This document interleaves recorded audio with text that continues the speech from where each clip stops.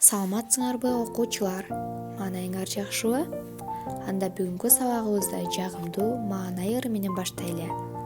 Кол кармашып достошуп, тамгаларды жазабыз, сүрөт тартып ырырдап, ынтымакта жашайбыз. Ушул жагымдуу маанай ырын баарыбыз биргеликте чогулдадыкпы балдар? Азаматсыңар кана балдар, бүгүнкү сабакка даярбызбы? Анда эмесе бүгүнкү алтын эрежебиз менен тааныштырып өтөйүн. Колубузду тез-тезден самындап жуабыз, онлайн сабактарга активдүү катышабыз, ар дайым эң сонун бага татыктуу болобуз. Бүгүнкү темабыз жергиликтүү белгилер боюнча багыт алуу, аймактын планы деп аталат.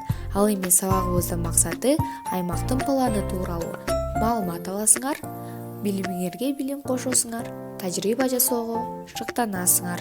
Мына ушул максаттарды туура аткарсаңар, ийгилик силерге жылмаят.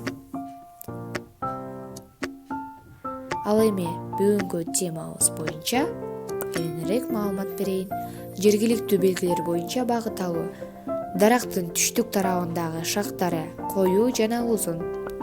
Түштө күн түштүктө болот, демек көлөкө бизге түндүк багытты көрсөтөт. Кумурскалар уюгун түштүк тараптан курат, ал жак жылуураак болот. Салкын, көлөкөлүү жана нымдуу жерлерди балыр басат, ошондуктан ал дайыма чоң таштардын түндүк тарабына өсүп чыгат. Ал эми шарттуу белгилерге көңүлүңөрдү бургулап, токой, үйлөр, шалба, өзөн жана көпүрө, коро, тала, шоссе жолу, көл жана саз, мөмө жемиш багы, бадал, чыйыр жол. Шарттуу белгилердин шарттарын карап чыккыла, эстеп калгыла. Планшет менен иштөө учурунда дайыма бир гана жерде болуу шарт. Антпесе план туура эмес болуп калат. Эгерде аерден кетсеңер, турган жериңерди таш, бутак менен белгилеп койгула. Кайта келгенден кийин планшетти горизонттун нерсесине коюп койгула. Ал эми балдар, аймактын планы жөнүндө сөз кылалы. Көп кылымдар мурда адамдар жашаган жеринен алыска чыкканда кайра келүү үчүн жолду эстеп калууга аракеттенишкен. Аскаларга, таштарга, капчыгайлардын бооруна, кайыңдын кабыгына, жаныбарлардын терисине курчап турган чөйрөнүн сүрөтүн тартып коюшкан. Аңчылык кылган жерин, өздөрү басып өткөн маршрутту белгилешкен. Булар аймактын алгачкы планы болгон. Азыркы учурда аймактын планы үй жана жол курууда, талааны айдоодо, жүрүштөрдө кеңири колдонулат. Аймактын планы батирдин, кыштактын, шаардын планы болот. Адамдын эч бир чарбалык иши плансыз болбойт. План деген эмне? План бул шарттуу белгилер менен тегиздикте атайын аймактын анча эмес чоң участогун сүрөттөө. Планда бардык нерселер кичирейтилген түрдө көрсөтүлөт. Түрү боюнча жогору жагынан предметтин көрүнүшүн, анын өлчөмдөрүн эсептейт. Ал эми шарттуу белги жөнүндө сөз кылалы.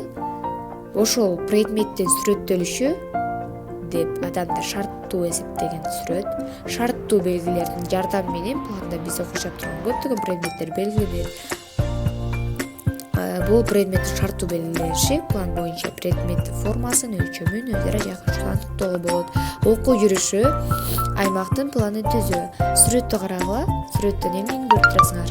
Жебе көрсөтүп турган объекттерди атагыла, нускаманы көңүл коюп окугула жана ошондон кийин ага тапшырманы аткарууга киришкиле. Азаматсыңар балдар, ар бир айткан сөзүмдү кулак түшүп силерге жыйынтыктоочу суроо.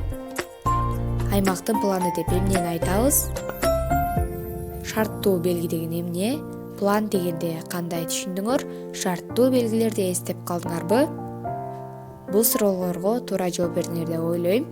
Баарыңар азаматсыңар, бүгүнкү сабакка эң сонун деңгээлде катыштыңар деген ойдомун. Анда эмесе силерге үйгө тапшырма. Өзүңөрдү аракет кылып, өзүңөр каалаган темаңарда план жазгыла. Аракет кылып, берекетке ээ болгула. Баарыңарга терең ыраазычылык билдирем бүгүнкү сабакка катышып бергениңер үчүн. Ийгилик каалайм, сак саламатта калгыла.